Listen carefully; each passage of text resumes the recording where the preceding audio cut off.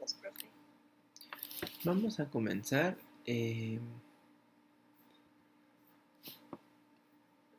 Digamos, de la presentación del lunes pasado, en realidad llegamos al asunto de las regiones y que se hicieran y no eran, ¿no? Y nos quedamos con estos pues países y o regiones que eran problemáticos, ¿no? Asia y Estados Unidos, ¿no? Y luego las múltiples pertenencias, ¿no?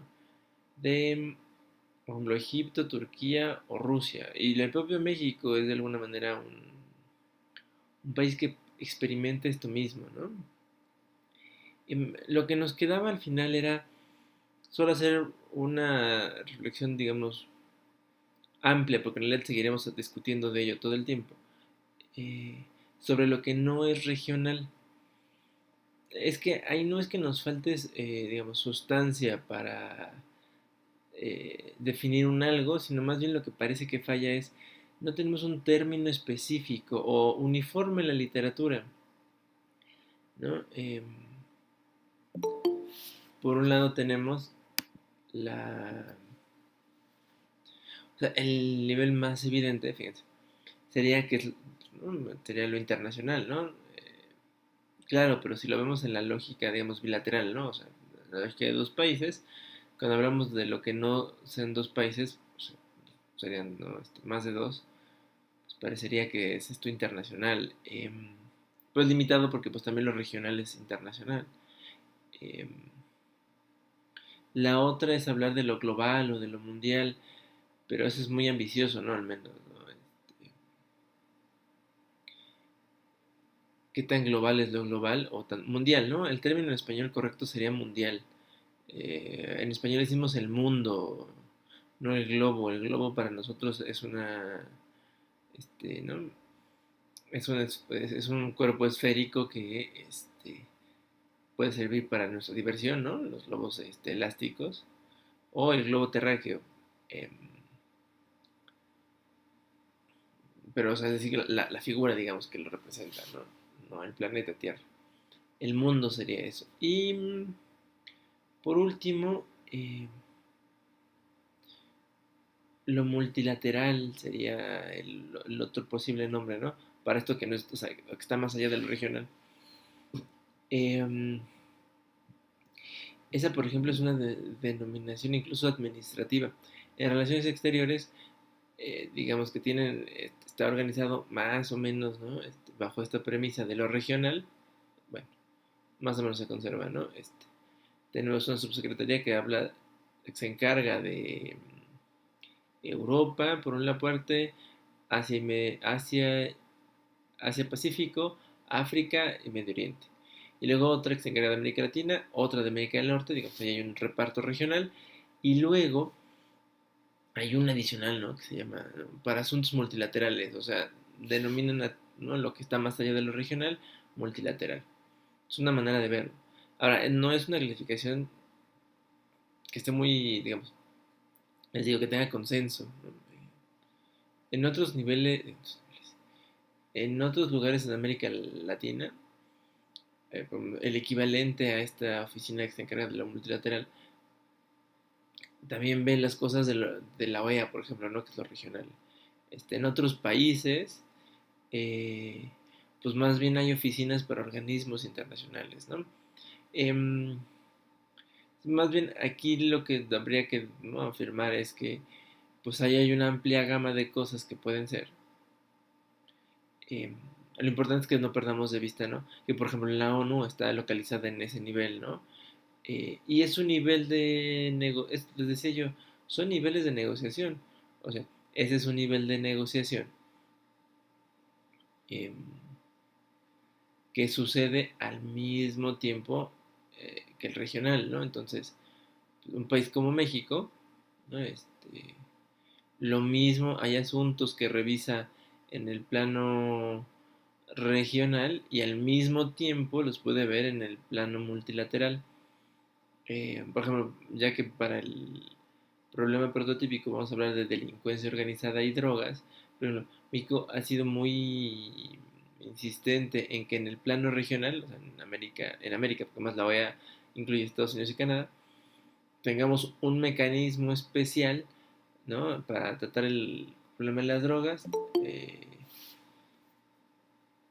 y eso no es diferente, o bueno, hecho, eso no quiere decir que por eso hayamos abandonado los esfuerzos, digamos, ¿no?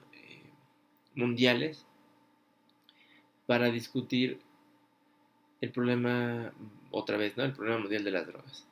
De hecho, lo hacemos en ambos niveles, ¿no? Y nos apoyamos en uno y en otro.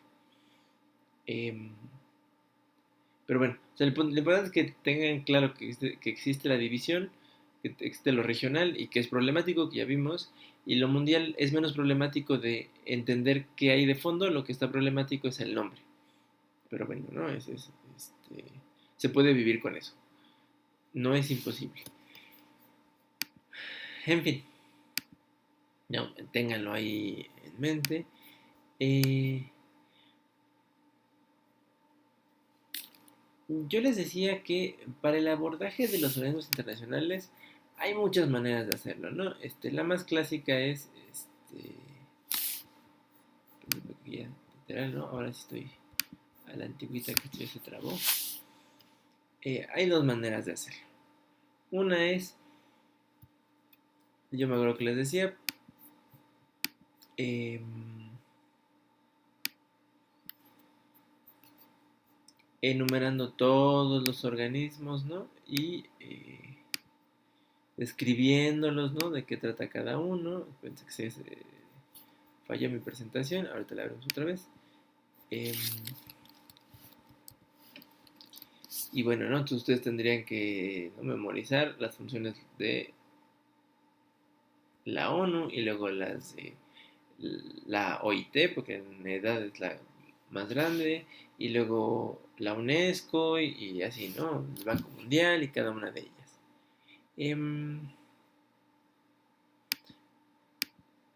Ahora, ese es un enfoque muy... Yo insisto que es un enfoque, claro, abarca mucho, ¿no?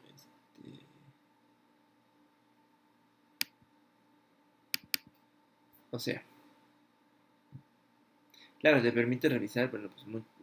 Mucho del trabajo de los organismos, pero también es un enfoque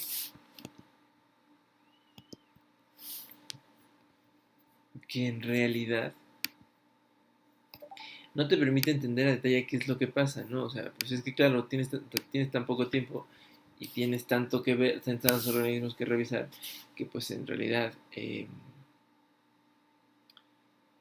no alcanzarías a abarcarlo. Y luego en estas sesiones que tenemos de 1 hora a la semana, pues estaría más complicado, ¿no? La mejor manera de hacerlo, creo yo, es agrupándolos de manera temática. Y también habría muchas maneras de hacerlo, ¿no? Ya lo vimos con 10 de Velasco, cómo podría ser. Quizá la más interesante sea siguiendo el, un patrón, digamos que ya está más o menos definido, que es los pilares de trabajo de la Organización de las Naciones Unidas. La ONU dice, bueno, se infiere de los propósitos y principios, ¿no? Y así, digamos, lo ha trabajado los últimos 20 años, ¿no? Eh, que tiene tres pilares. La paz y la seguridad, que sería uno. El segundo sería el desarrollo económico y social, que vamos a abordar de una manera peculiar. Y el último serían los derechos humanos. Serían como los tres grandes pilares de la organización. Todo el trabajo multilateral, ahora sí, estaría puesto en alguno de estos pilares, el que quieran. Por ejemplo, la reconstrucción después de un huracán, bueno, pues eso es desarrollo económico y social. Este, los trabajos de desminado en el sureste de Asia, pues eso es paz y seguridad. Este, el diálogo con las comunidades LGBTI es derechos humanos y así, ¿no? Podemos encontrar de cada tema cómo está adscrito alguno de estos tres pilares. Hoy comenzaremos a hablar de el pilar de la paz y la seguridad, que de hecho la lectura que tienen que hacer, bueno, que tienen que estar haciendo para hoy, bueno, para hoy entregar su tarea, es sobre esto, ¿no? Sobre las distinciones entre paz y seguridad, entre paz y seguridad, ¿no? Entre seguridad internacional en sentido amplio y en sentido restringido. Hacia el final del día, bueno, de la clase en realidad, veremos eh, esto, ¿no? De manera muy rápida porque ustedes lo van a leer con más calma. Bueno, a ver, ¿por qué paz y seguridad? A ver, en el contexto de qué se creó la ONU, ¿qué estaba pasando en el mundo? ¿Por qué se creó la ONU? A ver, alguien. Los conflictos, ¿no? En Europa, especialmente este, antes, que no era la ONU, sino antes de la Primera Guerra Mundial, y ya posteriormente a la Primera Guerra Mundial ya se sentaron las bases para la ONU. Exacto, ¿no? O sea, ahí hay una serie de conflictos internacionales, ¿no? Eh, que sin duda alguna le pusieron forma a esto, ¿no? Bien, digamos, el que le abre la puerta a la ONU, ¿no? Es eh, la Segunda Guerra Mundial, ¿no? Ustedes hicieron una lectura de la carta y dice la carta, ¿no? En su preámbulo. Eh, Nosotros los pueblos del mundo, ¿no? Dispuestos a evitar que otra generación se enfrente como la nuestra a dos episodios bélicos, creo dice. La redacción exacta no me la sé, pero estoy repitiendo son las ideas. ¿No? ¿No? Que causaron una serie, bueno, muertes y daños, ¿no? Que no quisiéramos que se vuelva a repetir. O sea, la guerra es la experiencia que está ahí, ¿no? Eso hay que tenerlo claro, ¿no? Y luego no solo la guerra, porque pues bueno, la guerra, pues la idea es evitarla, sino aquí aparece un concepto que está regado por la carta, cada que se habla de paz se asocia el término seguridad, pues pareciera que tendría que ir de la mano. Ahora la pregunta es, ¿qué será más importante, alcanzar la paz o buscar la seguridad? Ahora vamos a verlo, ¿no? Eh, Pensemos que también aunque la ONU se creó antes de la Guerra Fría, es decir, la ONU se comienza a discutir el proyecto de la ONU, ¿no? En la conferencia de San Francisco, en abril del 45, antes de que derroten a Hitler, y se firma eh, la carta, o sea, este tratado que crea la ONU, en junio de 45, o sea, antes de derrotar a Japón. O sea, incluso digamos, la ONU es un producto de la Segunda Guerra Mundial, tal cual, ¿no? O sea, la Segunda Guerra Mundial está vigente cuando se negocia y se aprueba. Entra en vigor después de que se acaba la Segunda Guerra Mundial. Em, pero digamos, sus primeros 46, 47 años de vida de la ONU están marcados por la Guerra Fría. Y hay que entender eso, porque eso delinea mucho del trabajo de la organización, porque aunque se creó en un periodo previo, digamos, ¿no? El inmediato anterior, eh, pues toda la experiencia viene de lo que pasó en la Guerra Fría, ¿no? Entonces, muchas cosas que hoy suceden siguen teniendo, parece, la lógica de la Guerra Fría. Vamos a ver, ¿no? Ahora, la pregunta esta de qué es primero, ¿no? El huevo o la gallina, o sea, la paz o la seguridad, tiene que ver con que justo todo el trabajo de la ONU se probó a partir de lo que pasaba en la Guerra Fría, ¿no? Y lo que había en la Guerra Fría era, em, pues, el enfrentamiento en muchos niveles entre estos dos, ¿no? Estados Unidos y la Unión Soviética. Ahora, ¿a ustedes les parece que eso es un momento de paz o no? No, Ya terminó de los demás. No, yo igual pienso que no. La paz parece que es algo bien complicadito, ¿no? Es la pregunta, ¿no? A ver, ¿qué es la paz? Es un tema bien complicado. A ver, no me estoy negando a abordarlo, ¿no? Al afirmar que es complicado. Solo que, em, otra vez, ¿no? Como las regiones van a decir, a este profesor como le encanta poner los términos problemáticos, eh, la paz es un concepto problemático, ¿no? Porque yo les pregunto, ¿qué es la paz? ¿No? No, ¿no? Entonces la paz podría ser la ausencia de conflictos o solo que se eviten los enfrentamientos entre las potencias de cada época. ¿Ustedes qué creen? Si tuvieran que escoger, ¿cuál sería paz de los dos? La ausencia de conflictos. Ernesto va por la ausencia de conflictos. Eh, ¿Los demás qué piensan?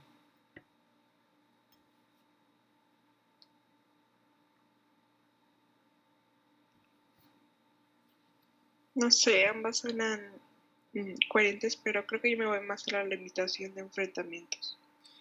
Que no hay enfrentamientos. Una ausencia de conflictos. La Ilani le va a los conflictos, a la falta de conflictos, ¿no? La de América está, a ver, no está malo que es América, ¿eh?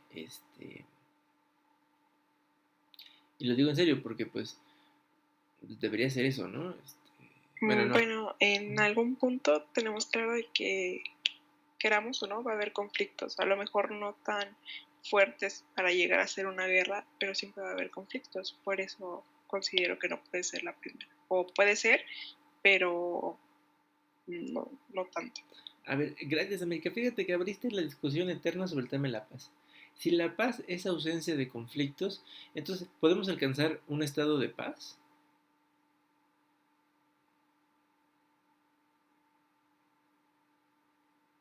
No totalmente. Ok, ¿coinciden todos con América? Yo creo igual que ella, o sea, una es la parte de la ausencia de los conflictos, pero también que hay muchas limitaciones para todos los estados y entonces eso como que los detiene un poquito. Ok, bien Andrea. A ver, Esperanza, ¿ibas a decir algo? Y luego Néstor. Sí, estoy con eso, bueno, tengo la misma idea que esta América, que decir que no, bueno, que siempre va a haber conflictos, ¿no? Porque hasta con nosotros, ¿no? Por algo nunca estamos de acuerdo y por eso luego nos peleamos, ¿no? Y eso podría pasar con los países que totalmente no están totalmente de acuerdo con lo que se propone y pues entrar en disputa gracias a ello. Ok, bien Esperanza. Néstor. Yo creo que sí, lo que mencionan es, una cosa es la falta de conflictos y otra cosa es no estar de acuerdo, ¿no? O sea, que hay diferencias, porque diferencias siempre va a haber, pero una cosa es diferencia y otra cosa es un conflicto. Y ya es cuando ya se puede decir que es el inicio de una confrontación, por así decirlo, ¿no? Entonces, por eso yo estoy en que sí es la ausencia de conflictos para la paz, que también es una utopía, ¿no? Que muchos sueñan, ¿no? Alcanzar, que está precisamente muy lejos porque primero se empieza con las diferencias y esas diferencias nos llevan muchas veces al conflicto porque no lo dejan ahí o no tienen la capacidad de resolución de esas diferencias, ¿no? Y se va más allá y se pasa al conflicto. Perfecto, perfecto, Néstor. Bien, ¿eh? A ver, aquí creo que nos hace falta un término que no tenemos escrito, pero es que si no, creo que aparecen estas cosas, ¿no? Y es el término, y es hablar de la violencia. Porque claro, ¿no? O sea, es que si no pasan estas cosas que ustedes están diciendo, ¿no?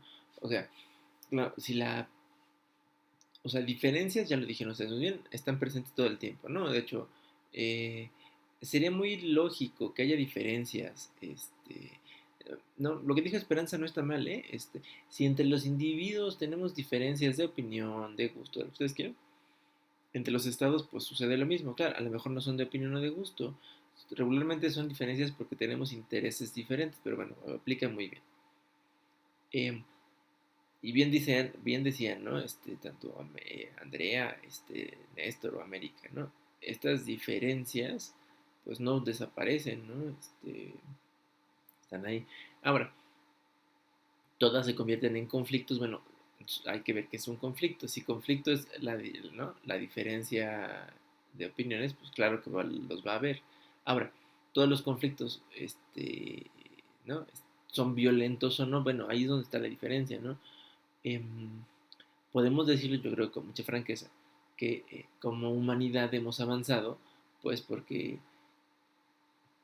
al menos ya cada que hay un conflicto, bueno, siempre que tenemos un conflicto, o sea, una diferencia de opiniones, no siempre termina en un hecho violento, ¿no? No siempre, todavía hay hechos violentos muchos, pero ya no es una regularidad, ¿no? Este,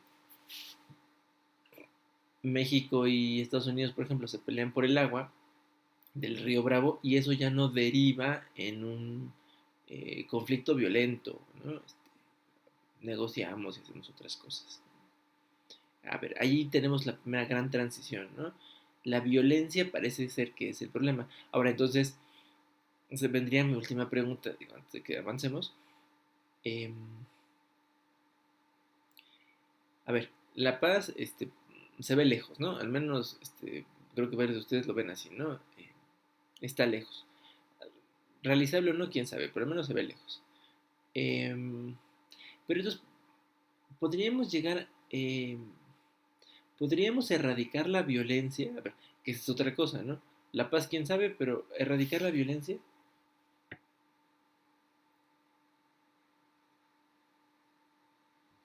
Para llegar a ese punto yo creo que se necesita un desarme total, ¿no? Mundial, a nivel mundial. Ok, perfecto. Y eso sí está como que complicado porque va a Sería suceder como se les puso a Alemania, ¿no? Después de la Segunda Guerra, ¿no?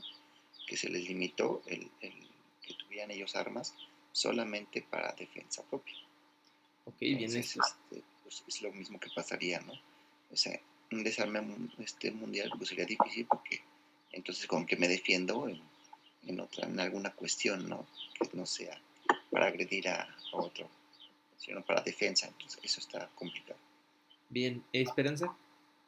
sí sería, bueno, aquí por ejemplo en México, no sé si en sus colonias fue el de abrazos no balazos, podría ser un ejemplo, o sea, tú ibas, entregabas como que tu arma, creo que te daban dinero, no sé, sino que sería como una cuestión de eso, pero como muchos vimos, no fue algo totalmente de, ahora sí como dijo el compañero Néstor, no todos iban como a entregar su arma por cualquier cosa, ¿no? O sea, a lo mejor vivían solos o cositas así, ¿no? Que no, para un acto de defenderse, pues no iban a defender con ella, ¿no? Yo creo que para ellos es un acto de defensa. O pues bueno, también muchos lo utilizan como para jugar, ¿no? Por ejemplo, en mi casa cada 8 días hay balazos cuando toman. Pero siento que sí es. Ok, a ver, los demás qué piensan. A ver, ahí van dos cosas, ¿no? Uno, si se puede erradicar la violencia y les agregaría como hay una pregunta ahí. Tiene que ver con la violencia, por supuesto, ¿no? Dos, ¿toda la violencia es violencia armada?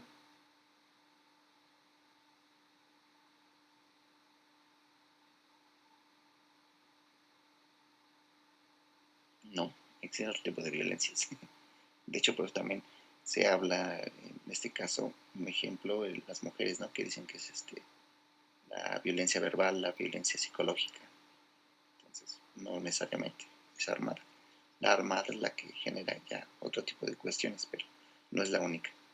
Sí, claro. A ver, entre los estados estaría medio difícil, ¿no? Hablar de violencia verbal o psicológica, pero, a ver, existe.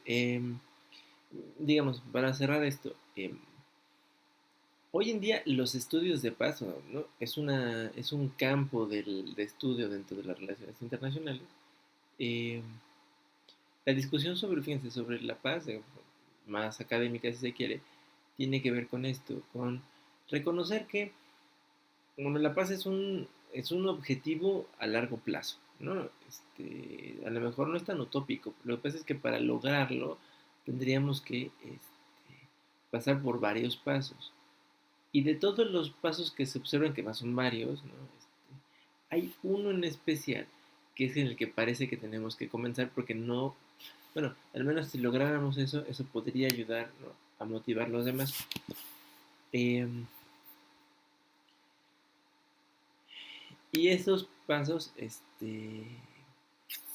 vamos a ver aquí la definición, este, tendría que ver con necesariamente pasar por reducir y a largo plazo eliminar todas las formas de convivencia violenta. Em, ¿No? Ahí, digamos, hay un trabajo más. interdisciplinario, ¿no? Donde desde, no solo de las relaciones internacionales, por supuesto, ¿no? Sino con el apoyo de la psicología, la sociología y algunas otras disciplinas sociales, pues he observado que la violencia podría ser eliminada, o sea, para eliminar la violencia, digamos, a gran escala, ¿no? Los conflictos armados, deberíamos empezar con violencia, reducir la violencia en otros aspectos, ¿no?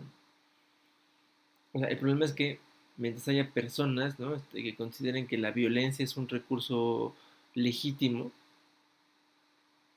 pues entonces, en cualquier nivel, bueno, pues eso servirá para escalarlo, ¿no? Desde la violencia de género hasta la violencia interestatal, ¿no? Entre los estados. Eh, bueno, ¿qué sería la paz, no? Hablaremos de la ausencia de la violencia, fíjense, no, eso no quiere decir de los conflictos, ¿no? Porque puede haber diferencias entre personas o entre estados, funciona igual, ¿no? Y para hablar de paz en realidad, tendremos que hablar también eh, de mecanismos de justicia, porque fíjense, si tuvieran, ya alguno de ustedes lo dijo, ¿no? No solo se trataría de la ausencia de conflictos o la ausencia de la violencia, sino algún mecanismo para restaurar las cosas, ¿no? Y ese mecanismo que la humanidad se ha inventado es la justicia, ¿no? La justicia debería de servir, o sea, la justicia me refiero a los mecanismos que imparten justicia. Eh, para esto, ¿no? Para no solo eh, no haya conflictos, sino que ante la presencia de las diferencias haya un mecanismo justo para resolverlo. Entonces, eso puede propiciar, ¿no? Un entorno de paz, ¿no? Eso no eliminará los conflictos por sí mismo, pero bueno, ayuda, ¿no? Va generando ahí un ambiente. Bueno, ¿qué necesitaríamos para promover la paz? No es lo que yo les diría desde hace ahorita, ¿no? Para lograr la ausencia de la violencia se requiere, ¿no? Un sistema que equilibre el poder entre los estados, ¿no? Porque además también notamos que uno de los grandes problemas es que hay eh, muchas de las diferencias provienen de la manera en que se reparte el poder en el sistema internacional. Entonces, debería ser equilibrado. De hecho, la explicación más simple, si se quiere, ¿no? De las dos guerras mundiales es, pues básicamente había una o un par de naciones que habían acumulado, digamos, capacidades bélicas importantes y económicas también, ¿no? Y no se sentían representados en el mecanismo ¿no? En el mecanismo de equilibrio del poder a nivel internacional, y entonces se rebelaron contra ese, ¿no? Sistema de equilibrio del poder. En el caso, pues, ¿no? De la Primera Guerra Mundial, Alemania, ¿no? Junto con, bueno, Alemania, ¿no? Ahí empujando a Austria-Hungría, y en la Segunda Guerra Mundial otra vez Alemania, aliada en este caso con Japón, ¿no? Y ahí, digamos, Italia de comparsa de los dos. Eso hace que sea un primer elemento, ¿no? Un sistema que verdaderamente garantice el equilibrio de poderes. Si esto es así, ¿qué piensan? ¿Ahora tenemos un sistema que esté equilibrado o no? No. De hecho, precisamente en esa parte de equilibrio de poder fue cuando le mencioné que, bueno, era que así como que un sueño de muchos, llegar a una utopía, ¿no? Que precisamente son un equilibrio, que todos sean iguales, que todo sea para todos y que no haya diferencias de ningún tipo precisamente para lograr o alcanzar esa paz. Pero fíjate, eso sería igualdad en esto, no equilibrio. Pues, igualdad quiere decir lo que tú acabas de decir, ¿no? Tal cual. Equilibrio no quiere decir que todos sean iguales, ¿no? Porque además, fíjate, aunque jurídicamente todos los estados son iguales, ahí no hay distinción. Sabemos que en lo político y en lo económico no somos iguales. O sea, digo, no es que me encanten las diferencias, pero, eh, o sea, México no es Argentina, pero tampoco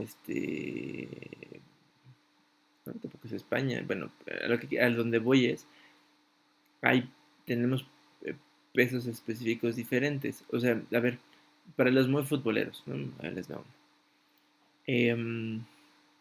Para que se entienda a dónde voy. Los México debería estar, debería tener un peso más importante en la CONCACAF o menos importante.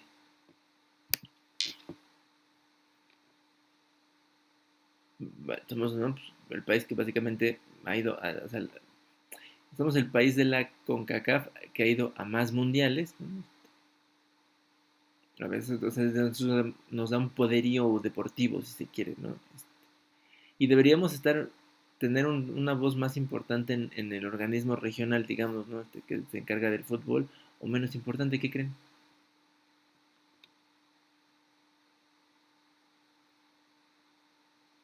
Es ahí donde entran, ¿no?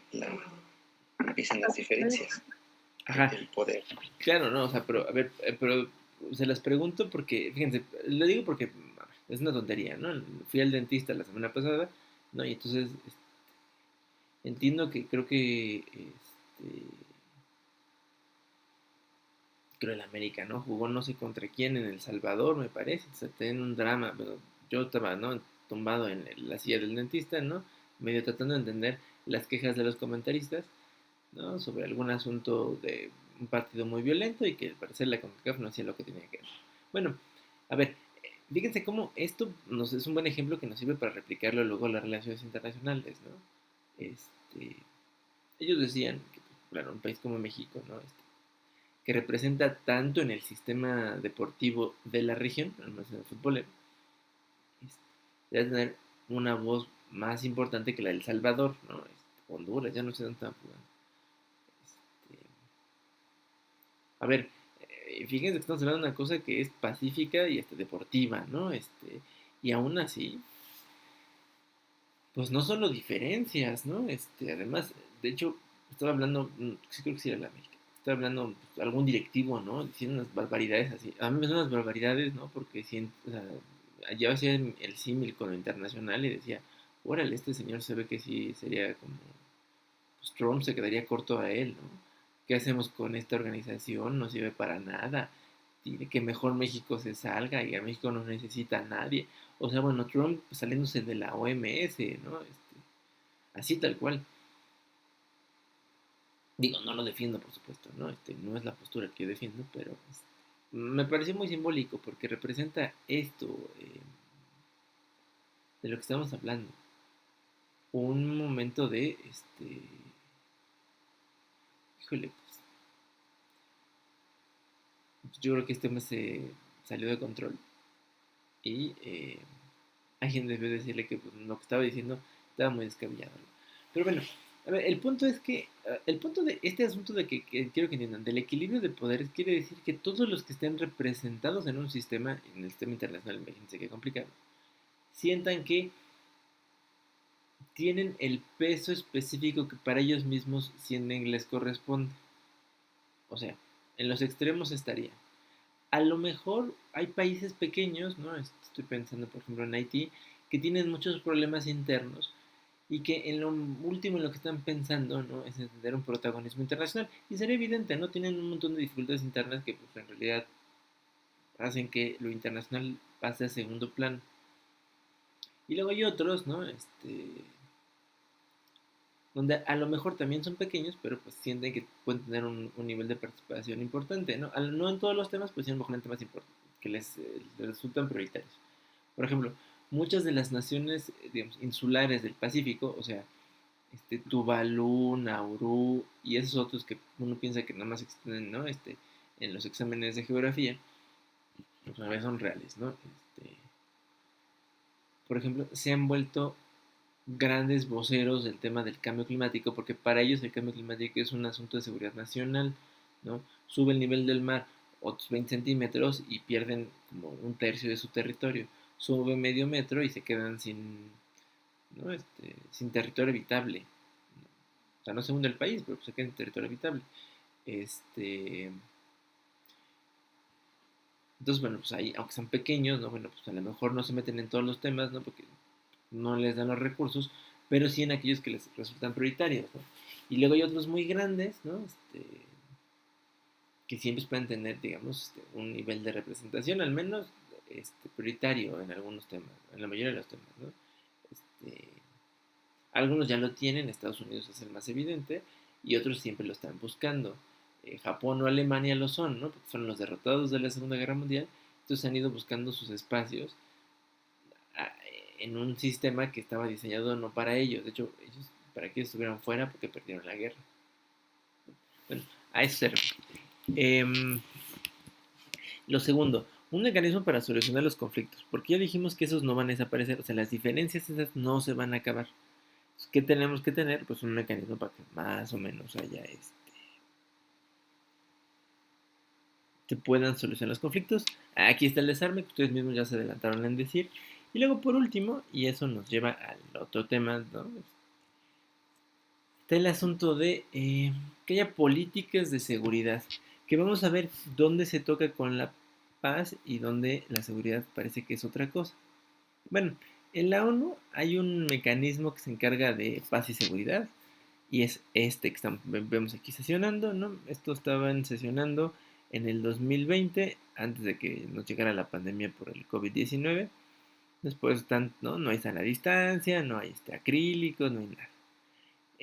Bueno, ¿alguien sabe de qué estamos hablando?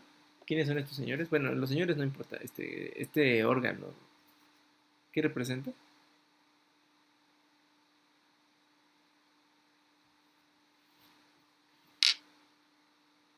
¿Qué representa o qué organizaciones? ¿Qué es? Ah, bueno, sí. ¿Qué órgano es?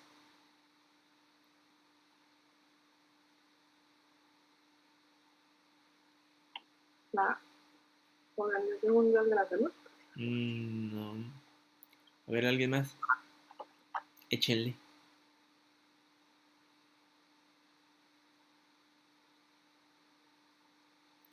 La ONU. Ajá, es un órgano de la ONU, pero ¿cuál creen que sea?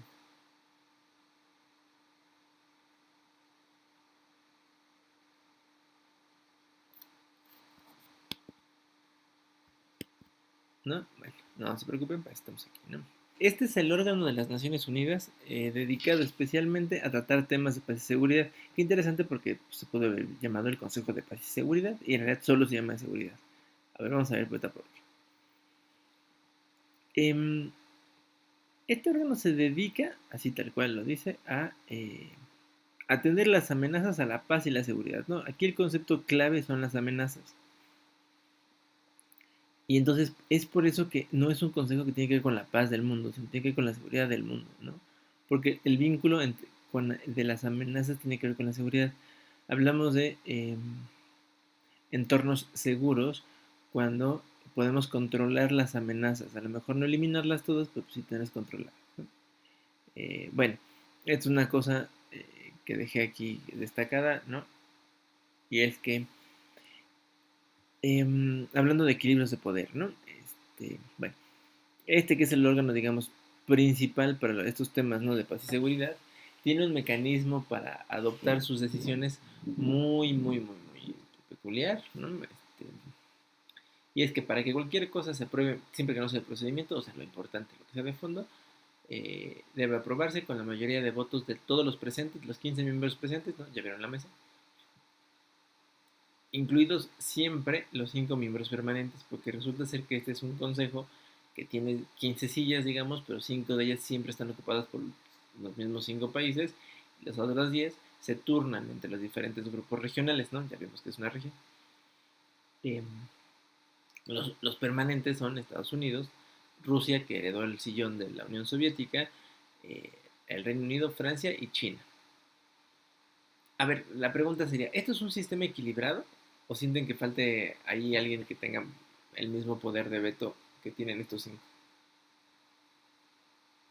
Yo siento que no es, bueno, no mismo poder, pero sí como que algunos países en este momento a lo mejor su problemática de seguridad es otra y ellos ya aprobaron otra, ¿no? Falta eso, como que todos los países deberían de estar. Ok, fíjense que la idea es que este sea un órgano ejecutivo, o sea, es decir, porque la Asamblea General pues ya tiene a los 194. Entonces, la idea es que en este no tengamos a los 194 otra vez, sino más bien un órgano de composición limitada, ¿no? Seguro que vemos que hay algunos de estos en los organismos, en varios. Y la idea es que tomen decisiones rápidas, ¿no? Porque claro, poner de acuerdo a 15 es más fácil que poner de acuerdo a 194. Pero bueno, a ver, ¿creen que algún otro país debió ser o debería ser hoy un miembro permanente del Consejo de Seguridad?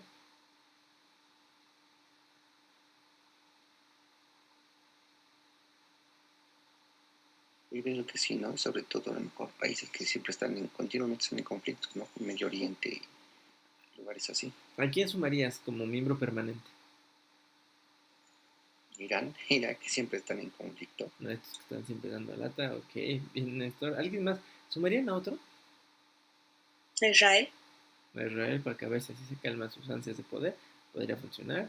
Fíjense que los que siempre están buscando, ¿no? Que les den un asiento de estos que además se ve difícil que eso pase. Son, primero, Alemania y Japón porque los dejaron fuera, ¿no? Porque dicen, bueno, pues ¿por qué no nosotros, no? Si nosotros, bueno, pues ya se acabó la Segunda Guerra Mundial, ya, Alemania y Japón son las economías 3 y 4 del mundo, entonces dicen, en términos además de capacidad económica, pues podemos hacer más cosas que muchos de los ahí presentes, ¿no? Bueno, salvo China y Estados Unidos. Eh, Luego hay otros que dicen, bueno, pero ¿por qué solo europeos, no? ¿Por qué no países en desarrollo que tengan un asiento permanente, no? En ese grupo se han sumado Brasil, por ejemplo, Sudáfrica, Turquía, que dice, bueno, pero pues hay que hacer algo más que el espacio europeo.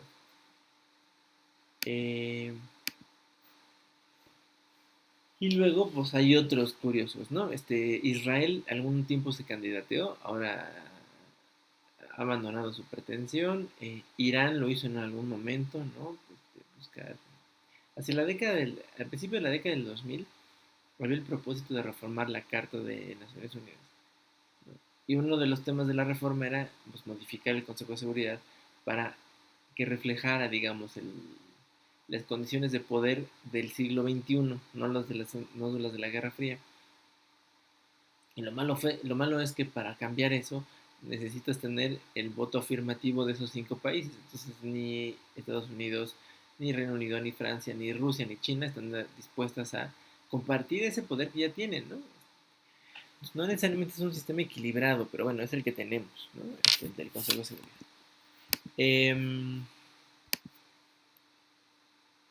Durante la Guerra Fría, pues básicamente en eso se concentró, ¿no? La ONU, en los temas de paz y seguridad, y especialmente fíjense en dos, el asunto de la prevención de conflictos que no tuvieran que ver con las potencias y en el desarme.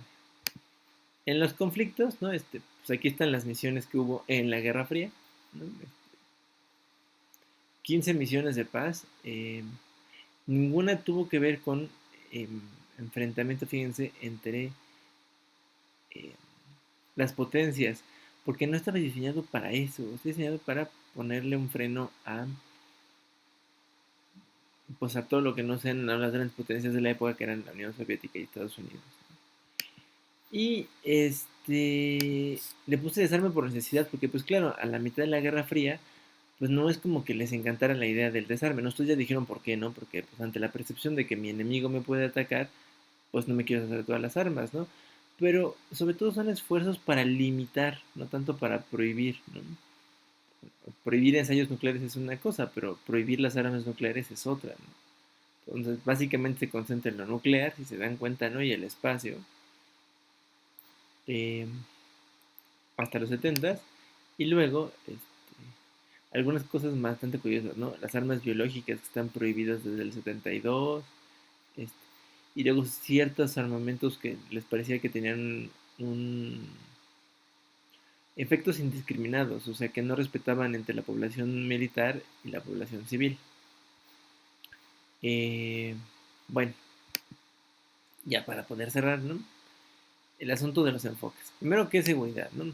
Digamos que la seguridad implica la búsqueda de elementos que permitan hacer frente a las amenazas reales o potenciales que pongan en riesgo al Estado. Eso es seguridad. Bueno, al menos seguridad internacional y también esto es un poco seguridad nacional. Ahora, aquí el punto de esta definición tiene que ver con cómo definimos al Estado. Porque en función de cómo se define el Estado es que esta definición nos sirve para hablar del enfoque amplio o del enfoque restringido. Entonces, ¿no? Les preguntaría yo, ¿qué es el Estado?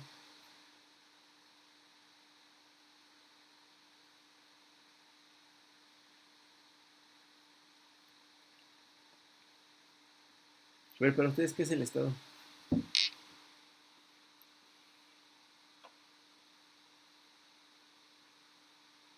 El gobierno, ¿no? El territorio. El gobierno del territorio, ¿ok? ¿Para los demás? Es una sociedad que tenga gobernantes, pero que se encuentre en un territorio determinado. Ok, para Vanessa es algo más que solo el gobierno, ¿no? Tiene que ver con la organización de todo el conjunto, ¿no? El territorio, la población y el gobierno. Bien. Me conecto esto, estoy a punto de quedarme sin pila. A ver, pues fíjense que esas son como las dos visiones clásicas, ¿no? Entender al Estado solo como el gobierno, y pasa, ¿no? Lo que dijo Néstor no está mal. O sea, de hecho, durante la Guerra Fría se entendía al Estado como el gobierno y entonces lo que importaba eran las amenazas contra el Estado diagonal gobierno, ¿no? Entonces, fíjense, el enfoque restringido de la seguridad tiene que ver con que al Estado se le concibe solo como el gobierno, ¿no? Entonces, ¿cuáles son las amenazas ahí? Bueno, las amenazas ahí son las que pongan en riesgo a los gobiernos, no a la sociedad, no al territorio. Vamos a ver qué pasaría si es al revés, ¿no? Entonces, ¿cuáles son las tradiciones aquí? Pues estas, ¿no? Las Fuerzas Armadas o el armamento. Esto es muy claro, ¿no? A ver, durante toda la Guerra Fría, o sea, hasta el año 91, las prioridades del mundo en términos de seguridad estuvieron puestas en esto, Fuerzas Armadas y armamento, ¿no? De hecho, ya vimos, ¿no? Eso se trató, ese fue el trabajo de la ONU en esa época. Solo por la definición del Estado así. Ahora, eso tiene un sentido, ¿no? Porque en la Guerra Fría, pues básicamente las dos superpotencias buscaban conservar regímenes capitalistas o comunistas. Y entonces para conservar un régimen lo que estamos conservando son gobiernos, no tanto la población, ¿no? Bueno, el enfoque amplio, en cambio, concibe al Estado como lo que dijo hace rato Vanessa, ¿no? El conjunto de gobierno, sociedad y territorio. Entonces, la seguridad aquí trataría no solo de las amenazas al gobierno, sino las amenazas que afectan a los tres. Por ejemplo, el cambio climático, ¿a qué amenaza? ¿Al gobierno, al Estado? Digo, espérame, ¿al gobierno, a la población o al territorio? El territorio, ¿no? Pero pues también a los otros dos, ¿no? A los tres, ¿no? ¿Sería los tres? Sí, a los tres, claro, ¿no? Porque pues, ¿no? Una modificación rápida del clima pues, afecta al territorio y luego a la gente que vive en el territorio y luego al gobierno que controla a la gente de ese territorio. La pobreza.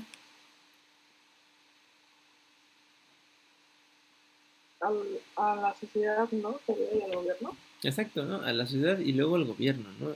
Bien. Y luego, por último, ¿las enfermedades creen que sean una amenaza a la seguridad o no lo sé? En este sentido amplio. Sí, Ya ¿no? lo estamos viviendo, ¿no? Exacto, ¿no? La pandemia es un buen ejemplo, ¿no?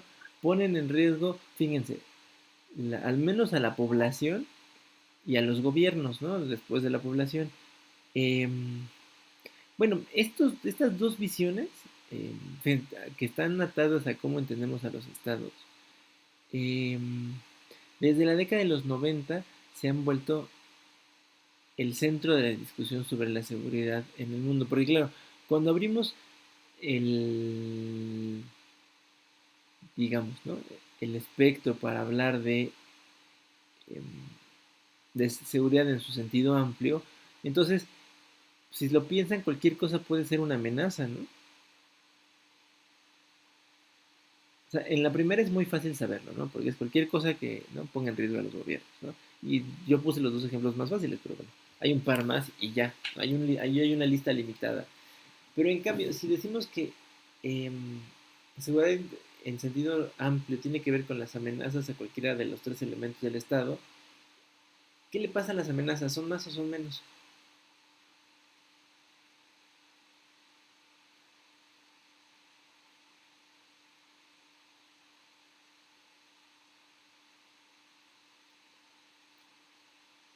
¿Ustedes se creen?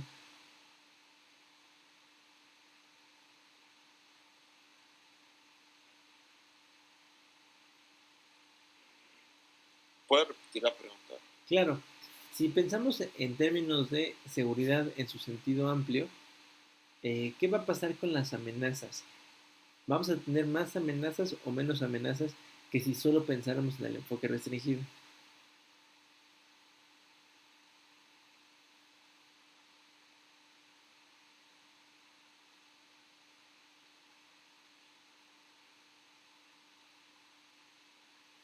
¿No? Bueno, lo que terminaría sucediendo es que las amenazas se incrementarían, ¿no?